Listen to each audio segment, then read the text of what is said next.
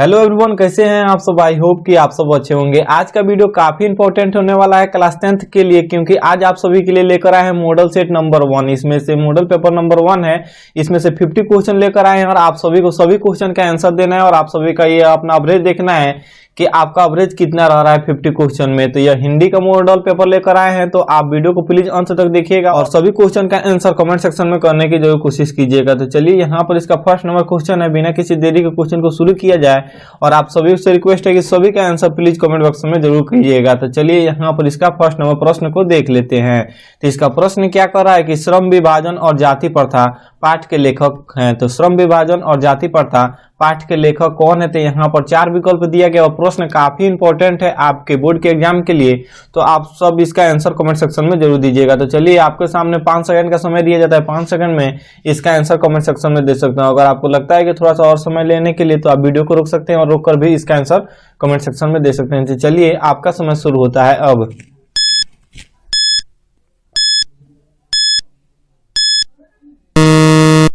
तो I know कि आप सभी ने इसका आंसर कर दिया होगा। श्रम विभाजन और जाति प्रथा पाठ के लेखक कौन है? तो यह है बाबा भीमराव अंबेडकर। इसका बी नंबर ऑप्शन बिल्कुल राइट आंसर है। फिर इसका अगला प्रश्न यहाँ पर है और ये प्रश्न क्या कर रहा है कि लेखक की दृष्टि में विडंबना की बात क्या है? तो लेखक की दृष्टि में विडंबना की बात क्या है? तो यहाँ पर 4 विकल्प दिया गया है और इसका भी आंसर आप सभी को कमेंट सेक्शन में करना है। तो चलिए, आपका समय शुरू होता है अब।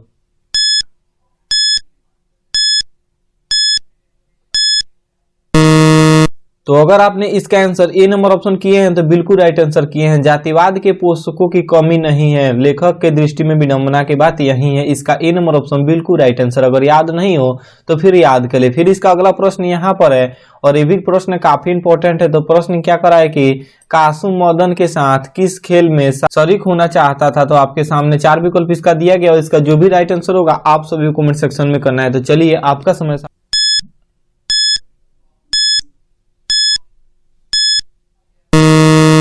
तो अगर आपने इसका आंसर ए नंबर ऑप्शन किए हैं तो बिल्कुल राइट आंसर किए हैं। फुटबॉल के खेल में कासु मदन के साथ शरीक होना चाहता था, यानी शामिल होना चाहता था। फिर इसका नेक्स्ट क्वेश्चन यहाँ पर है। प्रश्न ये भी काफी इंपॉर्टेंट है। तो प्रश्न क्या कर रहा है कि मदन ने कासु के कितने दांत तोड़े? तो मदन ने कासु के कितने दांत तोड़े? तो यहाँ पर 4 विकल्प दिया गया है और इसका जो भी राइट आंसर होगा आप सभी को कमेंट सेक्शन में बताना है। तो चलिए, आपका समय शुरू होता है अब।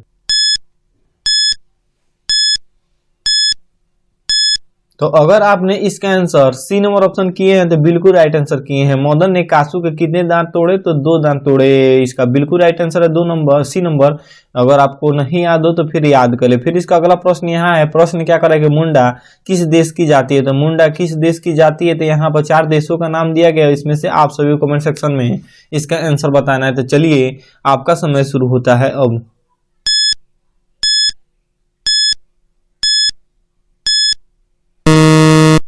तो अगर आपने इसका आंसर डी नंबर ऑप्शन किए हैं तो बिल्कुल राइट आंसर किए हैं। मुंडा किस देश की जाति है? तो भारत देश की जाति है। फिर इसका अगला प्रश्न यहाँ पर है और ये भी काफी इंपॉर्टेंट है। तो प्रश्न क्या करा है कि संस्कृत का अग्नि शब्द लैटिन में किस रूप में मिलता है? तो संस्कृत का जो अग्नि शब्द है वो लैटिन में किस रूप में मिलता है? तो यहाँ पर 4 विकल्प दिया गया। इसका जो भी राइट आंसर होगा आप सभी को कमेंट सेक्शन में करना है। तो चलिए, आपका समय शुरू होता है अब।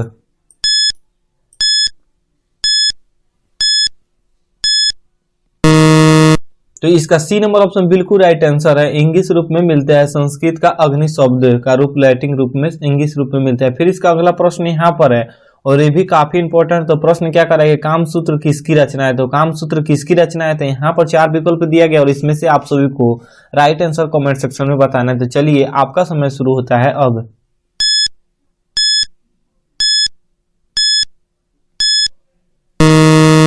तो आई नो कि आप सभी ने इसका आंसर कर दिया होगा। अगर आपने इसका आंसर सी नंबर ऑप्शन किए हैं तो बिल्कुल राइट आंसर किए हैं। कामसूत्र किसकी रचना है? तो यह है वात्सल्य की रचना है। इसका सी नंबर ऑप्शन बिल्कुल राइट आंसर। फिर इसका अगला प्रश्न यहाँ पर अभी काफी इंपॉर्टेंट है। तो प्रश्न क्या कर रहा है कि सी कथक का अर्थ होता है? तो सी कथक का अर्थ क्या होता है? तो यहाँ पर 4 विकल्प दिया गया और इसका जो भी राइट आंसर होगा आप सभी को कमेंट सेक्शन में बताना है। तो चलिए, आपका समय शुरू होता है अब। गलत या सही जो भी इसका राइट आंसर हो आप कमेंट सेक्शन में जरूर बताइए।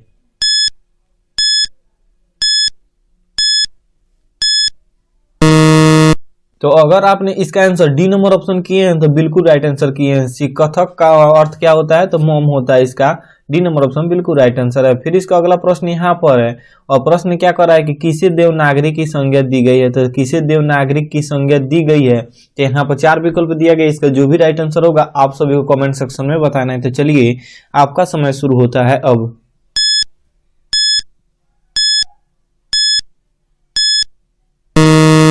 तो अगर आपने इसका आंसर बी नंबर ऑप्शन किए हैं तो बिल्कुल राइट आंसर किए हैं। काशी को देवनागरी की संज्ञा दी गई है, इसका बी नंबर ऑप्शन बिल्कुल राइट आंसर। फिर इसका अगला प्रश्न यहाँ पर है, और प्रश्न क्या कर रहा है कि हिंदी के आदि कवि कौन है। तो हिंदी के आदि कवि कौन है, तो यहाँ पर 4 कवियों का नाम दिया गया और इसमें से आप सभी को राइट आंसर बताना है, और काफी इंपॉर्टेंट प्रश्न ये भी है।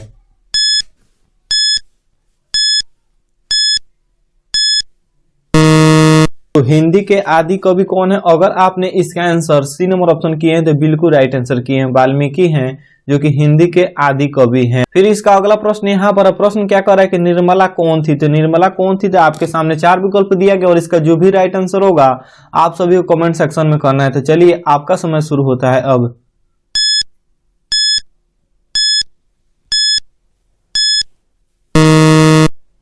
तो अगर आपने इसका आंसर सी नंबर ऑप्शन किए हैं तो बिल्कुल राइट आंसर किए। निर्मला कहानीकार की पत्नी थी, ये बिल्कुल राइट आंसर है। फिर इसका अगला प्रश्न यहाँ पर है, और प्रश्न क्या कर रहा है कि बहादुर कहाँ से भागकर आया था। तो बहादुर कहाँ से भागकर आया था, तो यहाँ पर 4 विकल्प दिया गया। इसका जो भी राइट आंसर होगा आप सभी को कमेंट सेक्शन में करना है। तो चलिए आपका समय शुरू होता है अब।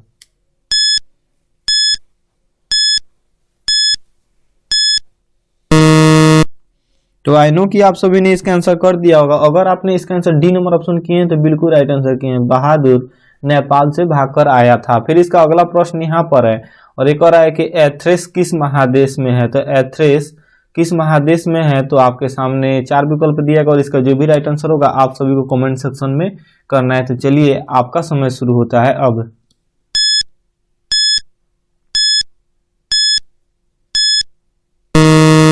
तो एंथ्रेंस किस महादेश में है, तो अगर आपने इसका आंसर ए नंबर ऑप्शन किए हैं तो बिल्कुल राइट आंसर किए हैं, यूरोप महादेश में। फिर इसका अगला प्रश्न यहाँ पर है, और प्रश्न क्या कर रहा है कि वायरन किस भाषा के कवि हैं। तो वायरन किस भाषा के कवि हैं, तो आपके सामने 4 विकल्प दिया गया और इसका जो भी राइट आंसर होगा आप सभी को कमेंट सेक्शन में करना है। तो चलिए आपका समय शुरू होता है अब।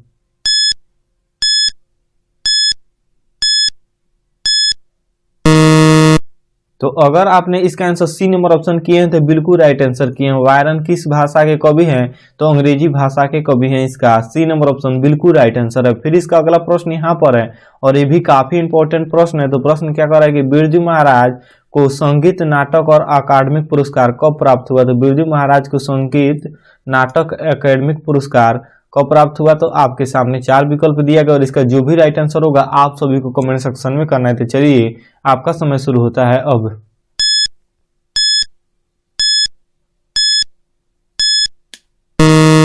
तो बिरजू महाराज को 1965 में संगीत नाटक अकादमिक पुरस्कार प्राप्त हुआ, इसका ए नंबर ऑप्शन बिल्कुल राइट आंसर है, 1965 में। फिर इसका अगला प्रश्न यहाँ पर है, और ये प्रश्न क्या कर रहा है कि नटरंग पत्रिका का संबंध है। तो नटरंग पत्रिका का क्या संबंध है, तो आपके सामने 4 विकल्प दिया गया जिसका जो भी राइट आंसर होगा कमेंट सेक्शन में जरूर कीजिएगा। तो चलिए आपका समय शुरू होता है अब।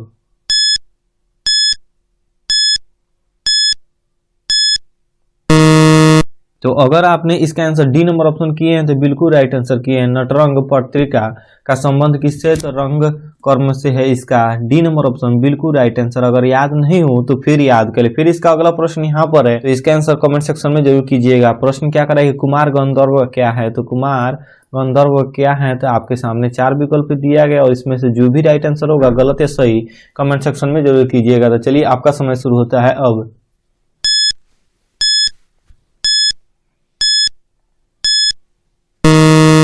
तो अगर आपने इसका आंसर बी नंबर ऑप्शन किए हैं तो बिल्कुल राइट आंसर किए हैं। कुमार गंधर्व क्या थे, तो ये शास्त्रीय गायक थे, इसका बी नंबर ऑप्शन बिल्कुल राइट आंसर है। फिर इसका अगला प्रश्न यहाँ पर है, और प्रश्न काफी इंपॉर्टेंट है। तो प्रश्न क्या कर रहा है कि अशोक वाजपेयी ला शत्रुंज में कितने दिनों तक रहे। तो अशोक वाजपेयी ला शत्रुंज में कितने दिन तक रहे, तो आपके सामने 4 विकल्प दिया गया, इसका जो भी राइट आंसर होगा आप सभी को कमेंट सेक्शन में करना है। तो चलिए आपका समय शुरू होता है अब।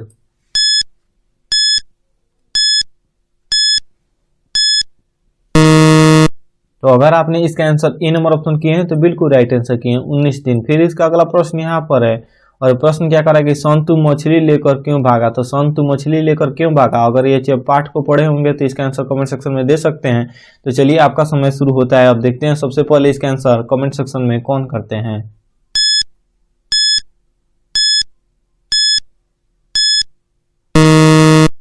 तो अगर आपने इसका आंसर डी नंबर ऑप्शन किए हैं तो बिल्कुल राइट आंसर किए हैं। संतु मछली लेकर क्यों भागा, तो कुएं में डालने के लिए। इसका D number option right answer है। फिर इसका अगला प्रश्न यहाँ पर है, प्रश्न क्या कर रहा है कि पिताजी ने किसको मारा था। तो पिताजी ने किसको मारा था, तो यहाँ पर प्रश्न है और विकल्प यहाँ पर है। इसका जो भी राइट आंसर हो गलत या सही कमेंट सेक्शन में जरूर कीजिएगा।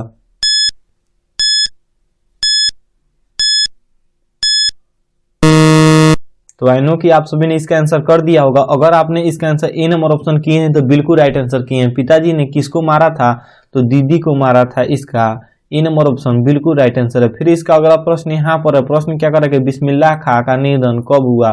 तो बिस्मिल्लाह खां का निधन कब हुआ, तो आपके पास 4 विकल्प दिया गया और इसमें से आप सभी को राइट आंसर बताना है। तो चलिए आपका समय शुरू होता है अब।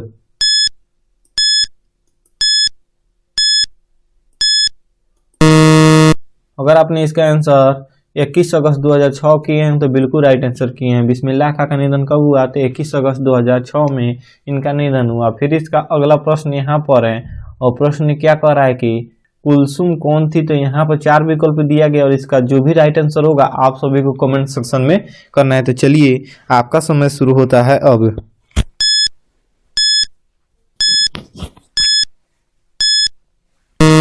तो आई नो कि आप सभी ने इसका आंसर कर दिया होगा। अगर आपने इसका आंसर सी नंबर ऑप्शन किए हैं तो बिल्कुल राइट आंसर किए हैं। कुलसुम कौन थी, तो वह थी हलवाई थी। इसका सी नंबर ऑप्शन बिल्कुल राइट आंसर है।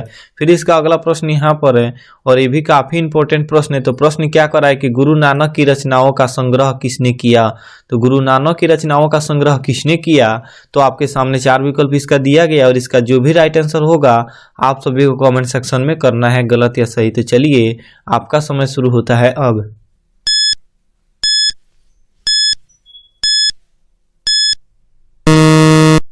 तो आई नो कि आप सभी ने इसका आंसर कर दिया होगा। अगर आपने इसका आंसर ए नंबर ऑप्शन किए हैं तो बिल्कुल राइट आंसर किए हैं। गुरु नानक की रचनाओं का संग्रह किसने किया, तो गुरु अर्जुन देव ने किया। गुरु अर्जुन देव ने, इसका ए नंबर ऑप्शन बिल्कुल राइट आंसर है। फिर इसका अगला प्रश्न यहाँ पर है और ये भी काफी इंपॉर्टेंट है। तो प्रश्न क्या कर रहा है कि गुरु नानक की रचनाओं के संग्रह का क्या नाम है। तो गुरु नानक की रचनाओं का संग्रह का क्या नाम है, तो आपके सामने 4 विकल्प दिया गया और इसका जो भी राइट आंसर हो आप सब कमेंट सेक्शन में जरूर कीजिएगा। तो चलिए आपका समय शुरू होता है अब।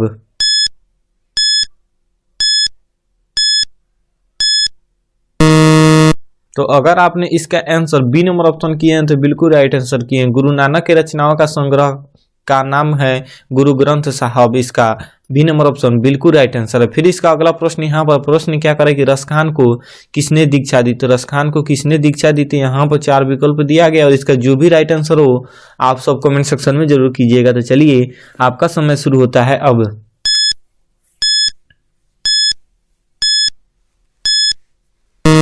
रसखान को किसने दीक्षा दी, तो अगर आपने इसका आंसर सी नंबर ऑप्शन किए हैं तो बिल्कुल राइट आंसर किए हैं। गोस्वामी विठल नाथ ने रसखान को दीक्षा दी। इसका सी नंबर ऑप्शन बिल्कुल राइट आंसर। फिर इसका अगला प्रश्न यहाँ पर है और प्रश्न क्या कर रहा है कि रसखान किस काल के कवि हैं। तो रसखान किस काल के कवि हैं, तो आपके सामने 4 विकल्प दिया गया और इसका जो भी राइट आंसर हो आप सब कमेंट सेक्शन में जरूर कीजिएगा। तो चलिए आपका समय शुरू होता है अब।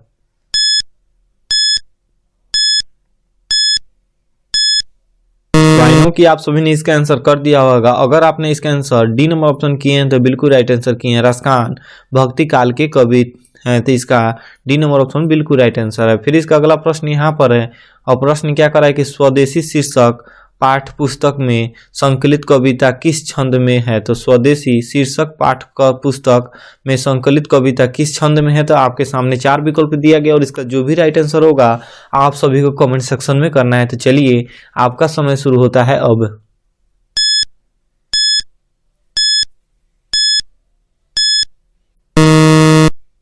तो आई नो कि आप सभी ने इसका आंसर कर दिया होगा। अगर आपने इसका आंसर बी नंबर ऑप्शन किए हैं तो बिल्कुल राइट आंसर किए हैं। स्वदेशी शीर्षक पाठ्य पुस्तक में संकलित कविता किस छंद में है? तो दोहा छंद में। इसका बी नंबर ऑप्शन बिल्कुल राइट आंसर है। फिर इसका अगला प्रश्न यहाँ पर है और प्रश्न क्या कर रहा है कि विदेशी से कवि का क्या तात्पर्य है? तो विदेशी से कवि का क्या तात्पर्य है? तो यहाँ पर 4 विकल्प दिया गया। इसका जो भी राइट आंसर होगा आप सभी को कमेंट सेक्शन में करना है। तो चलिए आपका समय शुरू होता है अब।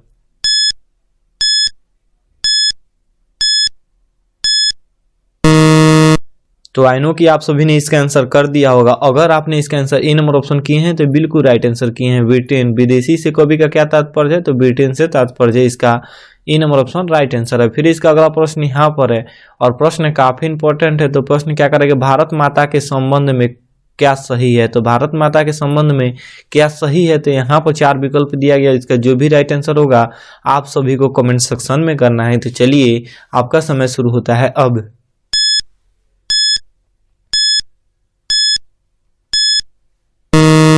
तो आई नो कि आप सभी ने इसका आंसर कर दिया होगा। अगर आपने इसका आंसर सी नंबर ऑप्शन किए हैं तो बिल्कुल राइट आंसर किए हैं। भारत माता के संबंध में क्या सही है? तो ग्रामवासिनी सही है। इसका सी नंबर ऑप्शन बिल्कुल राइट आंसर है। अगर किए हैं तो बिल्कुल राइट आंसर किए हैं।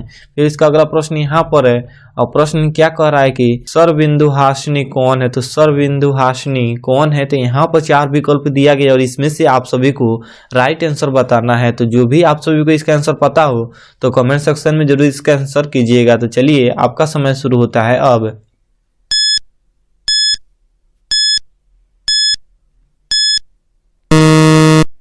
तो आई नो कि आप सभी ने इसका आंसर कर दिया होगा। अगर आपने इसका आंसर डी नंबर ऑप्शन किए हैं तो बिल्कुल राइट आंसर किए हैं। सरबिंदुहासिनी कौन है? तो भारत माता है। इसका डी नंबर ऑप्शन बिल्कुल राइट आंसर है। अगर याद नहीं हो तो फिर याद कर लें क्योंकि काफी इंपॉर्टेंट प्रश्न है आपके बोर्ड के एग्जाम के लिए। फिर इसका अगला प्रश्न यहाँ पर है और ये भी काफी इंपॉर्टेंट है। तो प्रश्न क्या कर रहा है कि कौन सी कृति अज्ञेय की नहीं है? तो कौन सी कृति है जो कि अज्ञेय की नहीं है? तो यहाँ पर 4 कृतियों के नाम दिया गया है और इसमें से आप सभी को बताना है कि कौन सी कृति है जो कि अज्ञेय की नहीं है। तो चलिए आपका समय शुरू होता है अब।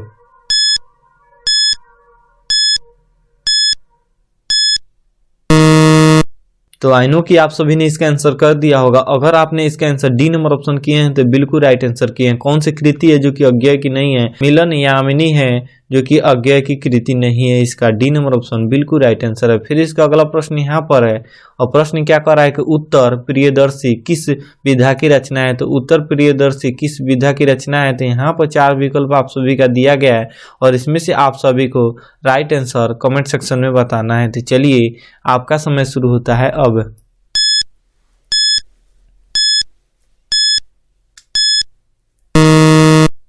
तो आई नो कि आप सभी ने इसका आंसर कर दिया होगा। अगर आपने इसका आंसर ए नंबर ऑप्शन किए हैं तो बिल्कुल राइट आंसर किए हैं। उत्तर प्रियदर्शी किस विधा की रचना है? तो नाटक की रचना है। इसका ए नंबर ऑप्शन बिल्कुल राइट आंसर है। फिर इसका अगला प्रश्न यहाँ पर है और प्रश्न क्या कर रहा है कि दूर से कौन ललकारता है? तो आपके सामने 4 विकल्प दिया गया और इसका जो भी राइट आंसर होगा आप सभी को कमेंट सेक्शन में करना है। तो चलिए प्रश्न फिर से रिपीट कर रहा हूँ कि दूर से कौन ललकारता है? तो चलिए आपका समय शुरू होता है अब।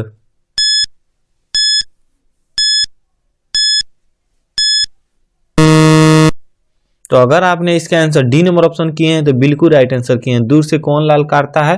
तो वृक्ष चौकीदार है जो कि दूर से ललकारता है। इसका डी नंबर ऑप्शन बिल्कुल राइट आंसर। अगर याद नहीं हो तो फिर याद कर ले। फिर इसका अगला प्रश्न यहाँ पर है। प्रश्न काफी इंपॉर्टेंट है तो आप ध्यान से देखिए। प्रश्न क्या कर रहा है? कवि के अंदेशों में कौन था? तो कवि के अंदेशों में कौन था? तो यहाँ पर 4 विकल्प दिया गया और इसका जो भी राइट आंसर होगा आप सभी को कमेंट सेक्शन में करना है। तो चलिए आपका समय शुरू होता है अब।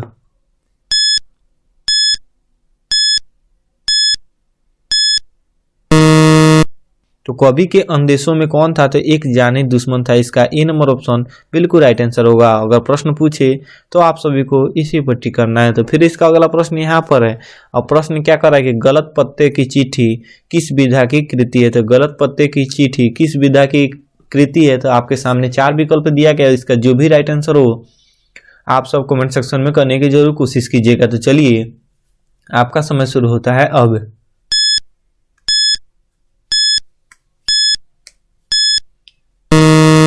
तो अगर आपने इसका आंसर बी नंबर ऑप्शन किए हैं तो बिल्कुल राइट आंसर किए हैं। गलत पत्ते की चिट्ठी किस विधा की कृति है? तो काव्य संकलन की कृति है। इसका बी नंबर ऑप्शन बिल्कुल राइट आंसर है। फिर इसका अगला प्रश्न यहाँ पर है, मन अर्जुन मन कृष्ण किसकी कृति है? तो मन अर्जुन मन कृष्ण किसकी कृति है? तो आपके सामने 4 विकल्प दिया गया और इसमें से आप सभी को राइट आंसर बताना है। तो चलिए देखते हैं सबसे पहले इसका आंसर कमेंट बॉक्स में कौन करते हैं।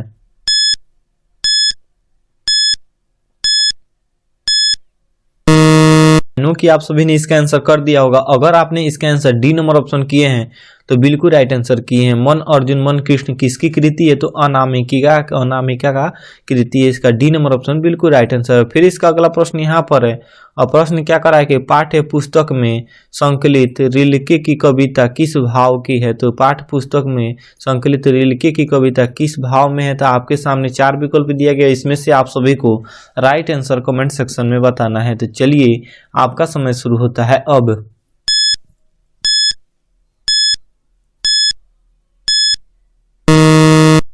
तो आई नो कि आप सभी ने इसका आंसर कर दिया होगा। अगर आपने इसका आंसर सी नंबर ऑप्शन किए हैं तो बिल्कुल राइट आंसर किए हैं। भक्ति की ऋल्के कविता भाव से संकलित है। इसका सी नंबर ऑप्शन बिल्कुल राइट आंसर है। फिर इसका अगला प्रश्न यहाँ पर है। प्रश्न क्या करेंगे, भगवान की कृपा दृष्टि कहाँ विश्राम करती है? तो भगवान की जो की कृपा दृष्टि होती है कहाँ पर विश्राम करती है? तो आपके सामने 4 विकल्प दिया गया और इसमें से आप सभी को राइट आंसर बताना है। तो चलिए आपका समय शुरू होता है अब।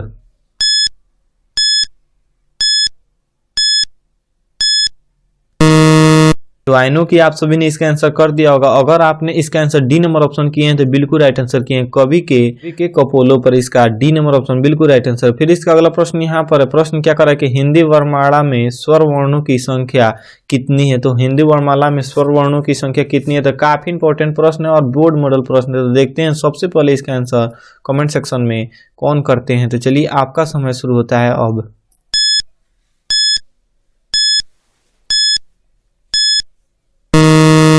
तो आई नो कि आप सभी ने इसका आंसर कर दिया होगा क्योंकि काफी सिंपल सा प्रश्न है। तो अगर आपने इसका आंसर बी नंबर ऑप्शन किए हैं तो बिल्कुल राइट आंसर किए हैं।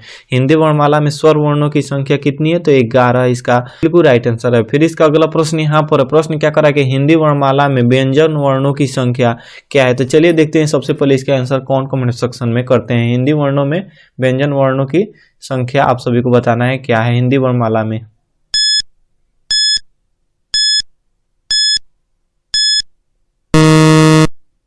तो अगर आपने इसका आंसर इसमें से कोई भी आंसर किए होंगे तो गलत है क्योंकि हिंदी में वर्णों की संख्या कितनी होती है? तो 52 होती है, जिसमें कि आप सभी का स्वर वर्णों की संख्या कितनी होती है? तो 11 होती है। स्वर वर्णों की संख्या कितनी होती है? तो 11 होती है।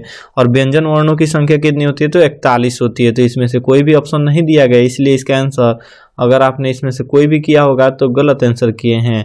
हिंदी वर्णमाला में व्यंजन वर्णों की संख्या कितनी होती है? तो 41 होती है। फिर इसका अगला प्रश्न यहाँ पर है और प्रश्न काफी इंपॉर्टेंट है। तो प्रश्न क्या करेगा, जिस बच्चे के माता पिता मर गए हो तो डैश डैश होगा। आप सभी को इसमें से आप सभी को कमेंट सेक्शन में आंसर बताना है कि क्या होगा।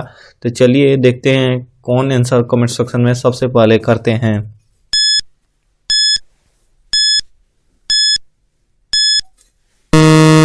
तो अगर आपने इसका आंसर ए नंबर ऑप्शन किए हैं तो बिल्कुल राइट आंसर किए हैं। जिस बच्चे के माता पिता मर गए उसे क्या कहते हैं? तो अनाथ कहते हैं। इसका ए नंबर ऑप्शन बिल्कुल राइट आंसर है। फिर इसका अगला प्रश्न यहाँ पर है, जिसकी थाह ना मिल सके। जिसकी थाह ना मिल सके वह क्या है? तो यहाँ पर 4 विकल्प दिया गया। इसका जो भी राइट आंसर हो आप सब कमेंट सेक्शन में कर सकते हैं। तो चलिए आपका समय शुरू होता है अब।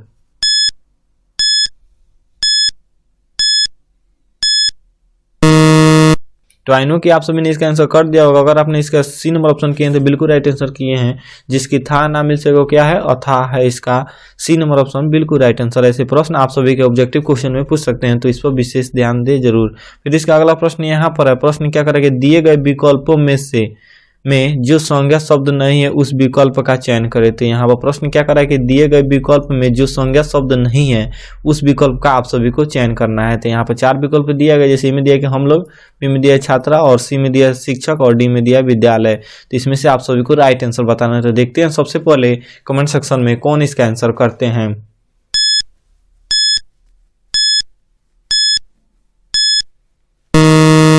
तो अगर आपने इसका आंसर ए नंबर ऑप्शन किए हैं तो बिल्कुल राइट आंसर किए हैं हम लोग। फिर इसका अगला प्रश्न यहाँ पर है। प्रश्न क्या कर रहा है कि दिए गए समासिक पद के लिए सही समास का चयन कीजिए।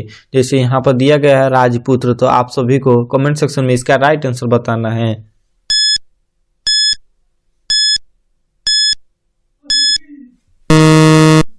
तो अगर आपने इसका आंसर ए नंबर ऑप्शन किए हैं तो बिल्कुल राइट आंसर किए हैं तत्पुरुष। फिर इसका अगला प्रश्न यहाँ पर दिए गए सामासिक पद के लिए सही समास का चयन कीजिए। तो यहाँ पर दिया गया है भलमानस, तो यहाँ पर भलमानस का आप सभी का सामासिक पद के लिए सही समास का चयन कीजिए। तो यहाँ पर 4 विकल्प दिया गया और इसका राइट आंसर कमेंट सेक्शन में करना है। तो चलिए आपका समय शुरू होता है अब।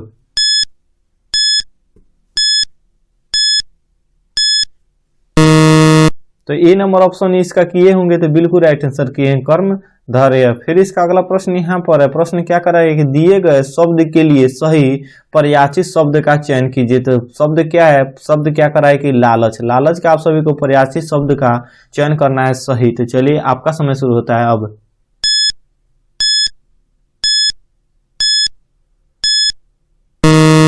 तो लालच के लिए परवाची शब्द सही क्या होगा, तो इसका सी नंबर ऑप्शन बिल्कुल राइट आंसर होगा। प्रलोभन होगा, इसका सी नंबर ऑप्शन बिल्कुल राइट आंसर होगा। फिर इसका अगला प्रश्न यहाँ पर दिए गए शब्द के लिए सही विलोम शब्द का चयन कीजिए।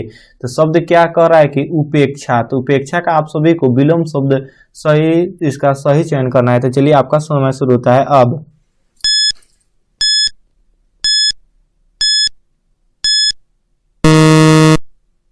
तो अगर आपने इसका आंसर बी नंबर ऑप्शन किए हैं तो बिल्कुल राइट आंसर किए हैं। उपेक्षा का विलोम शब्द का चयन करना है, क्या होगा तो अपेक्षा होगा। इसका बी नंबर ऑप्शन बिल्कुल राइट आंसर है। फिर इसका अगला प्रश्न यहाँ पर प्रश्न क्या कर रहा है कि निम्नलिखित विकल्पों में कौन सा एक शब्द तत्सम है। तो निम्नलिखित विकल्पों में से कौन शब्द एक तत्सम है, तो आप सभी को कमेंट सेक्शन में इसका आंसर करना है। तो चलिए आपका समय शुरू होता है अब।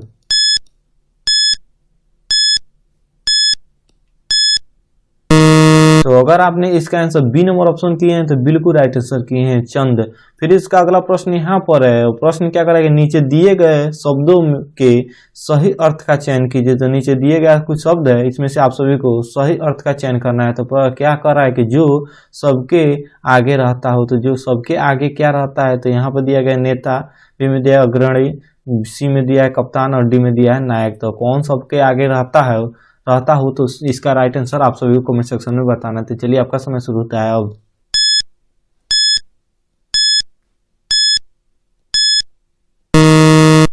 तो ये इसका आंसर अगर आपने किया होंगे बी नंबर ऑप्शन तो बिल्कुल राइट आंसर किए हैं अग्रणी। फिर इसका लास्ट प्रश्न यहाँ पर है 15 नंबर। प्रश्न क्या कर रहा है कि मूली गाजर समझना मुहावरा का अर्थ। तो मूली गाजर समझना मुहावरा का अर्थ क्या होगा, तो मुहावरा से भी आप सभी का ऑब्जेक्टिव क्वेश्चन में प्रश्न रहेगा। तो आप सब इसका आंसर कमेंट सेक्शन में जरूर बताइए कि इसका आंसर क्या होगा, मूली गाजर समझना मुहावरा का अर्थ क्या होगा। तो यहाँ पर 4 विकल्प दिया गया, इसका जो भी राइट आंसर हो आप सब कमेंट सेक्शन में जरूर बताइए।